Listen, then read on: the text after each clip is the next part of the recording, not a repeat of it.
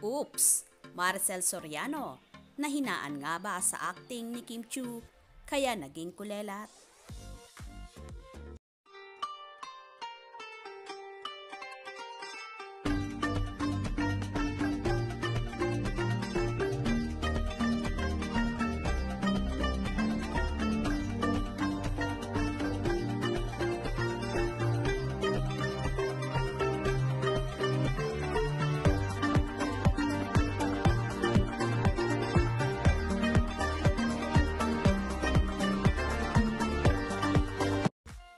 Sa vlog ni Aiko Melendez, sumalang sa Truth or Dare Challenge ang Diamond Star na si Maricel Soriano.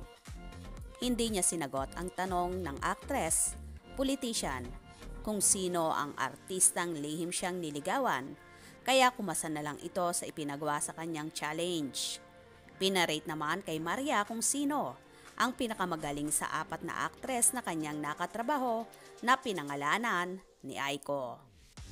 Sa pinagpilian, nanguna sa ranking niya si Jody Santa Maria at pamangalawa si Isa Calzado na nakatrabaho niya sa seryeng Ang Sayo Ay Akin.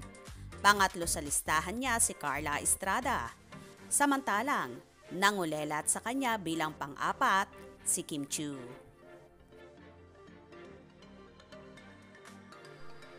Inamin din ng Diamond Star na may nasigawan na siyang katrabaho. Ito ay walang iba kundi si Claudine Barreto dahil nahirapan umano itong mag-emote noong naka-eksena niya. Katwiran niya, understandable naman raw ito dahil bata pa ito noon na sa paglipas naman ng panahon ay naging isang magaling na aktres. Nagbigay din siya ng payo sa mga baguhan na huwag maging mayabang o lumaki ang ulo dahil sa natamong konting kasikatan. Ibinahagi rin niya na ilan sa mga paboritong pelikulang nagawa niya ay Ang Kaya Kong Abutin ang Langit, Dahas, Abandonada at Filipinas.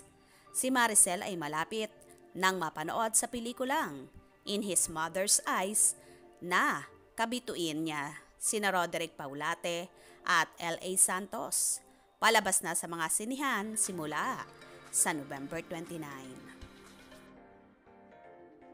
Well, tila nga nakulangan ang isang Diamond Star sa pag-arte ni Chinita Princess.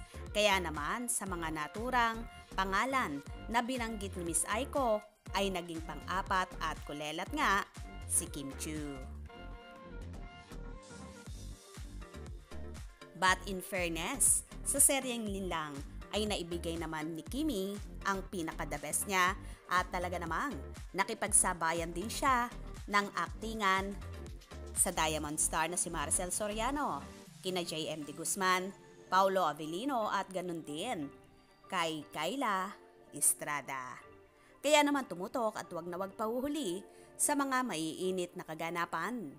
Anong inyong magiging reaction sa bidyong ito? Comment below.